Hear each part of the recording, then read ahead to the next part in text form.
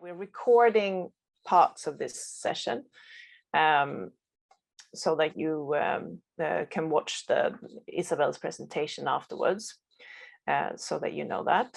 We'll make that available to you. I think that's it. Let me just check. So I haven't forgotten anything else. Yeah, no, I think now, Isabel, you can start sharing your presentation and start presenting. Yeah. Great to see so many of you here. Great. Okay, thank you, Anneli. I'm hoping I don't get any more technical problems. Can you see the right screen? Yeah. Now we see the slide of, it says, this is the staircase image. That's right. Yeah. Mm-hmm. Good. So it's not going to be kind of so in detail as the last time, but it'll be recapping some of the main points for those of you who are kind of new to the program. So just as a reminder, as an overview, we've got several building blocks for the monitoring, evaluation and learning. So we have, first of all, a project theory of change, which you've all been working through developing your TOCs on the Canvas platform.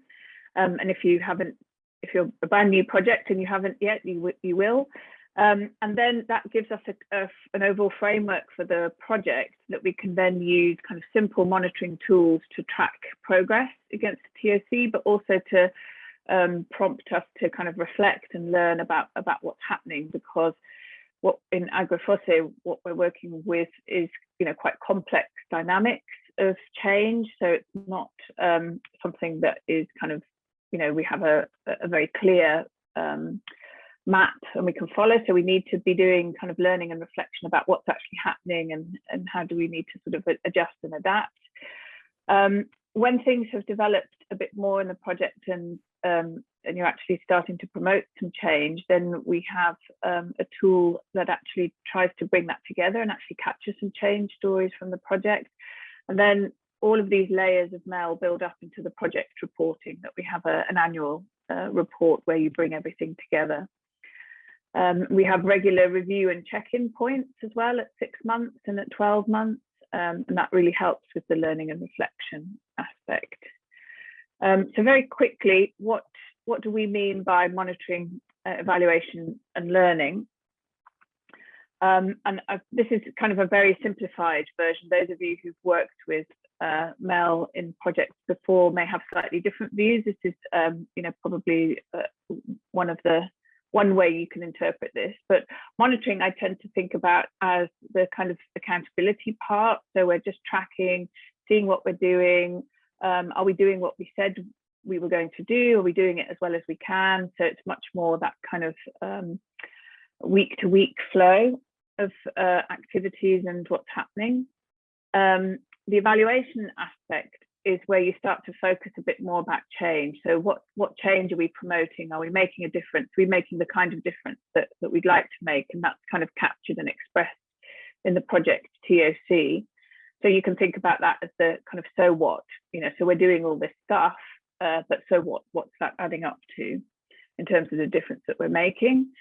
And then the L, the learning part, is about, are we doing the right things at the right point? Can we kind of look across all of our monitoring and our evaluation to actually help us adapt? So very simply, that can be, MEL is kind of what, so what, and now what. There's obviously, as you start to dig into it and you work more with MEL, there are kind of more nuances and dimensions around that, but that's the kind of basic idea. And then why are we using MEL in AgriFoSe, which is, I guess it's in the research space, but actually what we're doing is more complicated than that. We're trying to do research with impact, so actually translating science into policy and practice. So we are involved in trying to promote change in all of the settings that the projects are working in. So we need to track that change process to learn and actually capture what's happening. As I said earlier, the kind of change that the projects are involved with is kind of complex, it's unpredictable, it's not a kind of straightforward linear process. So we use the TOC to help projects navigate. We have an idea of the changes that you want to promote, and then the MEL helps to capture in kind of real time whether those are unfolding, were they the right kinds of things to think about. And then, as I said before, in AgriFoSe, because things are unpredictable, projects are expected to work in and adapt strategies. Maybe there's a new opportunity arising, or something hasn't quite worked. So we're using kind of MEL to help support adaptation. So why has something not worked as well as we thought, or perhaps we weren't able to engage a particular stakeholder? So then we can use the MEL to adapt. So the principles of MEL in AgriFoSe is focused on what a colleague of mine calls small but mighty changes. And one of the challenges with this kind of project is we don't know today what changes are going to be significant tomorrow. So perhaps you've managed to engage a particular stakeholder group, and they're quite responsive, perhaps more responsive than you anticipated. And actually, although we can't see that today, but that may turn out to be a very important engagement, because that stakeholder perhaps can create more opportunities and really kind of build momentum. So we use the theory of change to think about the pathway of these types of changes that together will lead towards the bigger change that we seek. So early changes can be stepping stones towards your long-term goal, or they can be, another way to think about it is that they're the first chapter in a bigger story. So when we think about the change stories, there's actually, they could be chapter 1 or chapter 2 of what's a much bigger story. And one of the things I think that is very typical, I guess, but a typical challenge, a common challenge, is that we're so busy kind of, doing stakeholder meetings, doing the kind of engagement and translation work that you're doing, that we kind of forget to take a step back and actually record what's happening. So then when we look back in a year's time and we see, okay, there's quite a big change that's happened, but actually, how did we get here? We've forgotten to kind of capture that. So that's the real principle of the AgriFoSe MEL, is to just try to encourage us to capture things regularly and often, so that when we look back, we can build up the bigger story. So just really briefly, this is kind of how it all fits together, that you have your strategic planning and your theory of change work. You then implement your project and you're collecting MEL information as you go through. We have a kind of 6-month review of the theory of change. How are things progressing? Is it still holding true? Do we have to maybe adjust the theory of change, maybe adjust plans a little bit? Then we go back through for another 6 months, you implement and you collect MEL information, and then there's an annual report and a review of progress. And a lot of you have already been through this whole cycle now, because some of the projects are a year old. So you're familiar with how that's working. So very quickly, just, what are the MEL tools? So this slide is kind of showing a very generic TOC, but with I hope you're familiar with the spheres of control, influence, and the sphere of interest. So the first tool we have is just helping us kind of monitor things like using the key meetings tracker, where there are significant meetings, but you're just using the tool to sort of capture what happened in that meeting and with that particular stakeholder. Then we have a tool that is helping us to reflect a bit more on the different activities that you've been doing and what change is being promoted, and that's called the after action review. And then the change stories are really trying to capture changes that are now kind of being influenced at more within your sphere of indirect influence, kind of significant things that are starting to emerge. And then all of that hopefully should provide a basis of information to feed into your annual narrative report. So that's kind of it in a nutshell.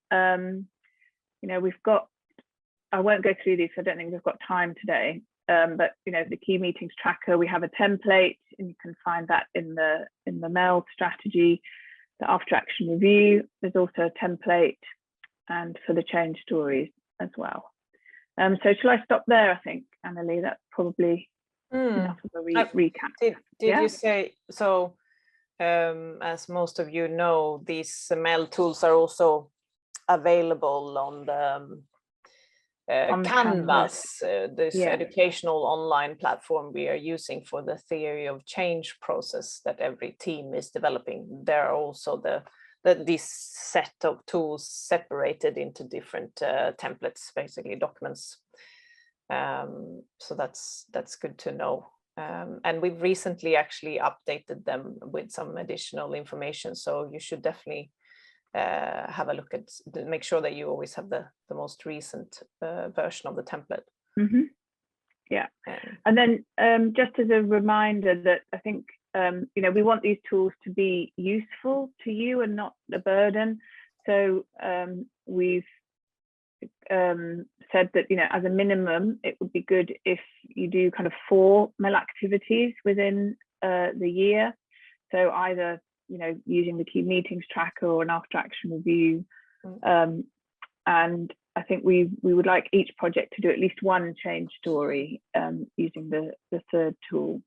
So it'd be interesting to hear now from projects who have been working with the tools about how they're finding them, and we're here to listen and learn and see if we can improve them as well.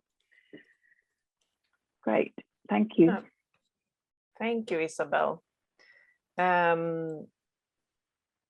Maybe if there's some quick clarifying questions, they are of course welcome. So please raise your hand if you have any direct questions to Isabel.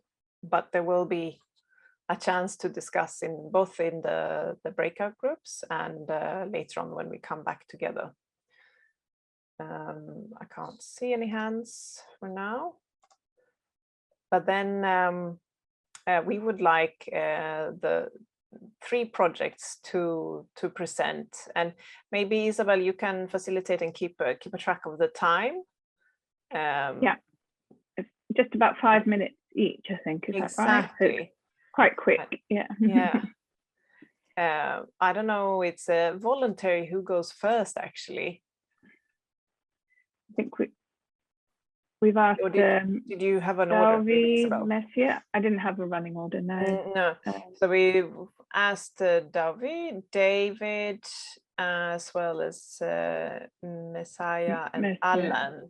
Messiah and Alan, and I think they're all here. Should we start with you, David? Thank you. And please present yourself and your project as well, for everyone to know. Thank you. Shall I be able to share a page on the screen? If you want to, there's absolutely no need. But if you want to, you can. Do you have a slide? Just 3 word pages of each of the tools. Let's try it. So if you share. I'm David Jakinda from the University of Nairobi, and our project basically deals with transformation of pastoral livelihoods through enhanced capacity in terms of indigenous foods and commercialization. Now we can see your... And it's based in West Pokot in Kenya. So what I want to share this morning... You see your Word document now. Okay. So what I wanted to share was just how we've tried to use the 3 MEL tools. So after developing our theory of change, we had some set of activities to implement, and one of them was to conduct food demonstration. That is to organize a women group to share their skills in how they prepare some indigenous foods, and also to educate other members of the community on the importance of those foods and how they can be prepared and even preserved. So for that kind of activity, which we did on 10th November last year, before the activity, we sat as a project team to understand what we wanted to do and fit it in this tracker, the tracker form. So as you can see, we filled this form by indicating who were the stakeholders to be involved, and then the purpose of that activity, and all the other details that were useful before we did that activity. So I will not go into the details because I've already shared this with the communications team, but this is just important so that you do not leave out any stakeholder group, and also so that each member of the project team knows who is going to participate in the activity and what role they are going to play. So filling this before any activity is very important because it helps you as a project team to know who is coming for your event and who is going to do what. So after the event, we sat as a project team to reflect on what actually happened during the event.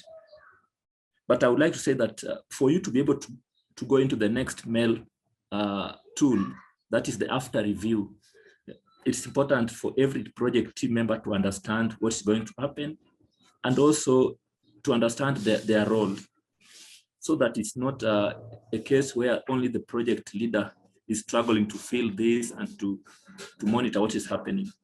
Everybody in the team must be involved in populating this tracker, and also they need to be assigned roles. For example, in our case, we had members of the team who were taking the participants list and also understanding what each participant is doing. And then there's the need for documentation, because like in a food demonstration, somebody has to be there to capture the steps so that when the stakeholders are explaining or doing what they are doing, somebody in the project must be taking notes or even taking photos or even videos where possible. Then after that, after the event, we sat down now to reflect on what really took place. And that's where we have this after action review. So here we summarize what actually happened and why was it happening. Like here, the demonstration was meant for the community members to be shown how those foods are prepared. And of course, it was a one-day food demonstration.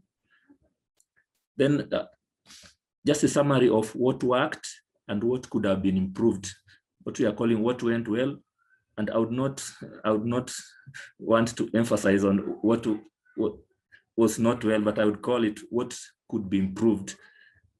So like for us, this is very important that the government representatives and the NGO were happy that such an event could be undertaken, because in some cases they find it difficult to bring together or even to appreciate the local skills. It's always the case that most people in authority assume that they know it and that learning only happens in a top-down approach where you bring local members of the community and you teach them. But this approach where you are giving opportunity for knowledge to come from the lower level, I think that was something that was appreciated. And the fact that we also recorded using a video, that also came out as a very important point, to the extent that the stakeholders implored upon us to help them upscale such local learning. And now from here, we came up with the future events, what was to follow next. Some of these we've already implemented in the subsequent months, but I will not go into them. Now, after this food demonstration, about 4 months after, that was in March this year, we went back to try to capture information for the third tool, which is the change stories. And this is how we try to capture. We'll be discussing more in the breakout groups on some of the. We have to move on to the next presenter now. Here, what we simply did was to approach some of the participants at the demonstration and just talk to them on what they had begun applying from that from what they saw in the food demonstration. So these are just stories that we captured verbatim, where like somebody saying, this is what I did, this is what I found useful. So we captured this at individual level. So the second participant there is also talking about what she felt she learned and how she's tried to apply it. So sorry, for the first one is from the food demonstration. This one is from the food demonstration. The second participant is telling us about a change story from a visit, because one of the activities involved taking them to learn from a dairy plant. So this one is talking from the experience from the field tour that we facilitated. The other one is David. I think we need to move on. This is really interesting, and hopefully you can tell us more in the breakout groups. Do you want to say something? Finalize your presentation. Yeah, the final thing I want to highlight is especially on the first tool is the gender. This part is very important because this was our second activity. In the first activity, we did not remember it. That it's always important to give in terms of your participants, to show how many male, female, and from different institutions. So that's very important. The composition of the team by institution and even by gender, as you work with your stakeholders. Otherwise, thank you very much. We'll be willing to share more in the next session. Thank you. Thank you. Thank you so much, David. I think that's really fascinating how, and you've been starting to kind of pick out the really important bits of information, like the kind of gender distribution. And yeah, it'd be great to talk a bit more about kind of capturing the individual stories of change. It's very rich to be able to go back and speak to people. So I think we should, but thank you very much indeed. I think we should go on to the next presenter. Go over to Dauvi, perhaps. Dauvi. Yes. So good afternoon from Laos and good morning in Sweden. So thank you for your inviting me to join this meeting and seminars. It's really happy to be here. So my name is Dauvi Kongmanila.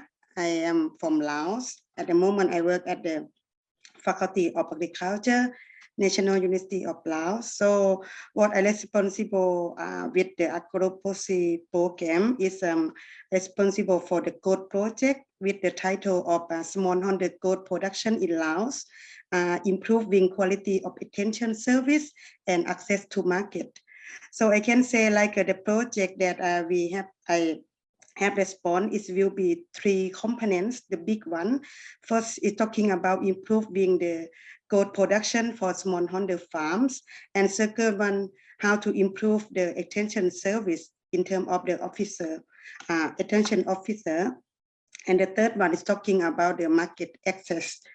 Yes, and then it's talking about the tool, especially about the MEL tool. I can say like this tool is really important and really useful. What we can see is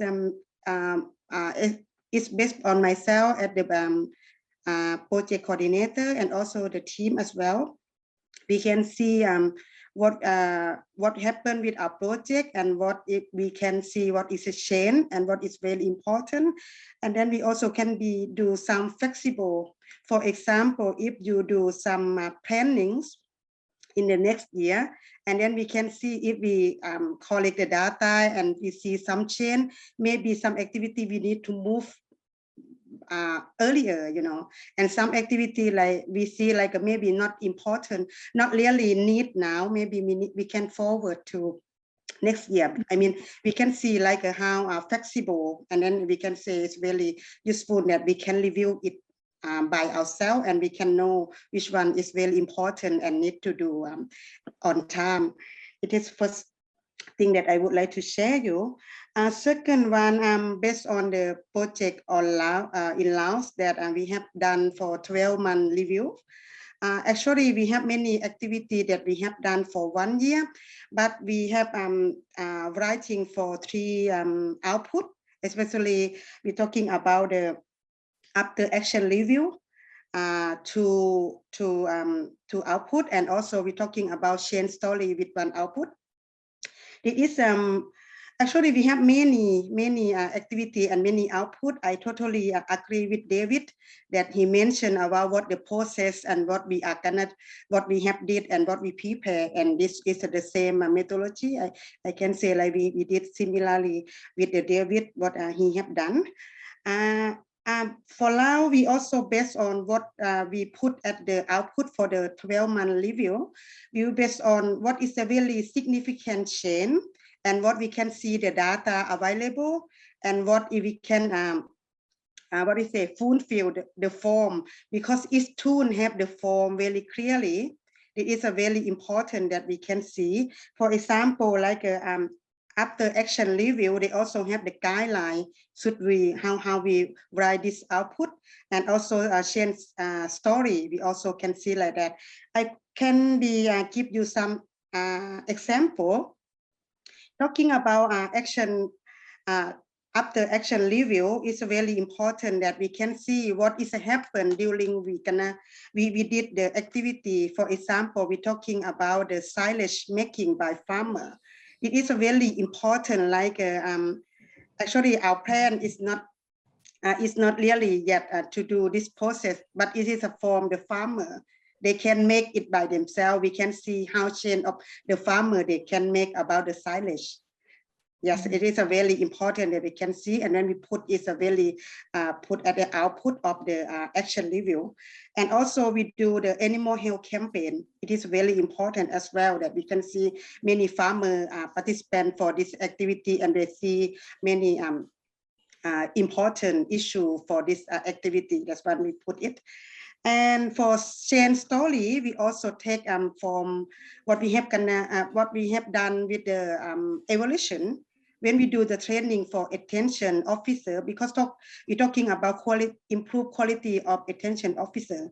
So we do the data collection and evaluation when they join the project, and when they join the training, and they give us really clear information, and then we can write to the change story. It's a really important as well. So we have done for 3 in case of lab project. And I think if I would like to share what is really important when we select the tool, and what is how to select, I think first we can think about the project activity, and second one is talking about the priority, and the third one is very important and very useful is how we can get the data available to fulfill all the tool, and also what the data significant data that we can see. It is really really important that we can select, and then we can discuss with the team and discuss with the supporter team from Annalie, from Isabel, to select what we gonna to write the output. Yes.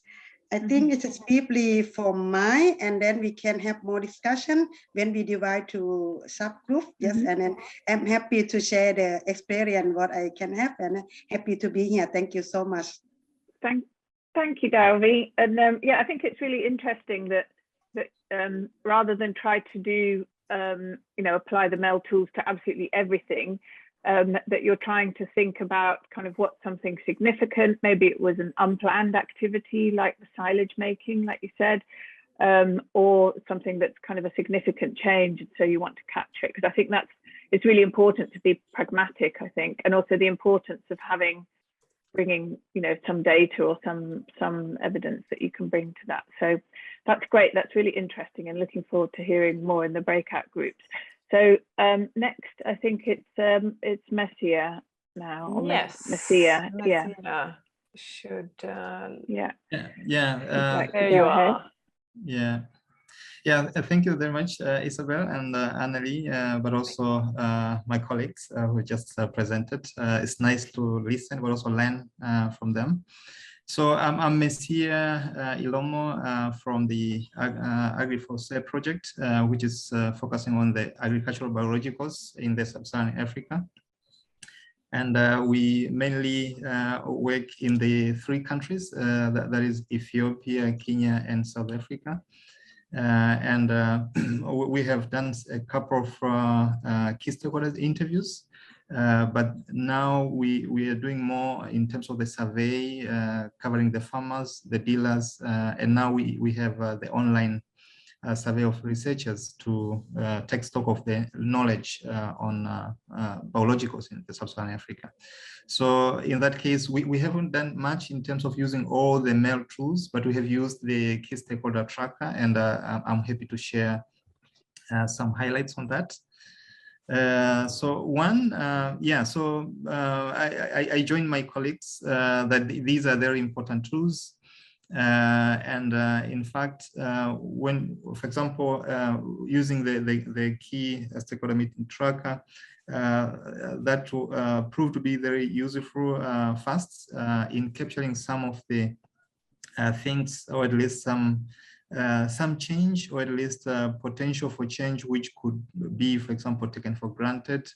For example, in this case, having a stakeholder who is very willing to support the network of agricultural biologicals in sub-Saharan Africa, and willing to champion that in, for example, in particular Kenya, and later to upscale to the whole region of Africa. So that was one of the very important aspects. And then the other thing was this tool is also useful because it also helps to reflect on the project in terms of whether what we are thinking in the beginning is right, and it gives the room to improve. For example, we noticed the difference between across at least countries in terms of who are the important stakeholders of biologicals. For example, if you talk of Kenya, for example, maybe the dealers are very important. Maybe groups that initially we thought that they're not that important, but if you talk of South Africa, for example, it's a different group. Maybe commercial farmers are important. So based on the interviews with the key stakeholders, these things came up, and we could try to refine at least the set of stakeholders that we thought we could interview. And then so what we do in our case, we normally plan prior to the meeting to use the MEL tool. So it's not something that happens accidentally, no. So we have a clear plan. I should also say it is one of the tools that we use, because when we do the interviews with the key stakeholders, so we have the MEL tool, and then we have also the substantive, the tool for the substantive aspects in terms of biological aspects in the sub-Saharan Africa. And so what we do in our case, we have at least one member who is going to record, or at least take notes of the things and fill in the MEL tool. And then later, this is shared with the whole group for review, but also updating at least the MEL tool, and that also gives the room for the project members to learn, because, for example, in my case, I come from the social science. I didn't have much from the natural science, but now based on the review of these tools, but also sharing experiences, or at least some reflection, I'm able to learn. So there is also a learning within the project team through the review.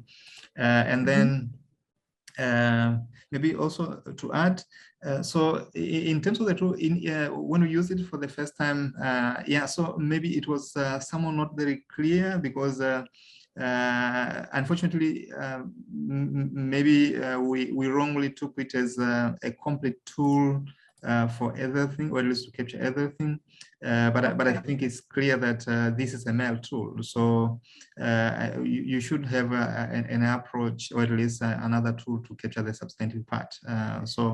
Once we knew that, then we didn't have any problem, and it was possible to proceed, but now with another tool for the substantive part. And maybe to use what Isabel advised us in terms of some 3 tips that we could also share for the others to learn. So one, I think it's important to complete the MEL tool soon after the meeting.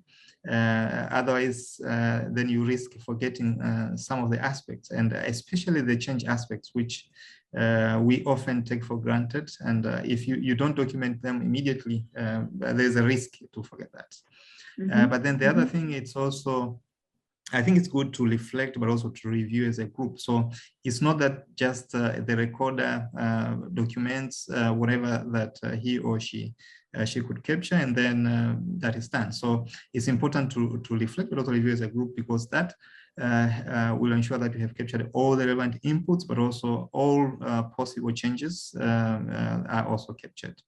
And I think, as I mentioned, is also, I think, relevant to consider MEL tool as key, but part of the tools that are used, let's say, in a project. So it's nice to have also other tools to capture the substantive part. Yeah, so great. I think I would stop there for now. Thank you. Yeah. Well, thank you so much, Messier. That's really useful, and thanks so much for the top tips as well. And I think, yeah, I'm glad that you highlighted that the MEL tool doesn't work for everything. It has a particular purpose, but I think it maybe complements well where you've done an interview with a key stakeholder and you can capture that. But then the key meetings tracker enables you to take a step back and say, well, so what responses, you know, what are there, kind of, you know, some seeds of change there? They're different purposes, but I think you drew out, you know, the complementarity really well. Yes. Well, thank you so much, everyone, for sharing. I think we've got a real flavour of how, you know, the tools can sort of complement your work, but also some of the practicalities of how to use them. And I'm hearing that they are kind of bringing some usefulness and a space for learning, which is fantastic to hear. Right. So thank you. So shall I hand over to you, Annalie, to take us to the next step? Yeah. Yes, exactly. Thank you, Isabel, and thank you all projects for presenting.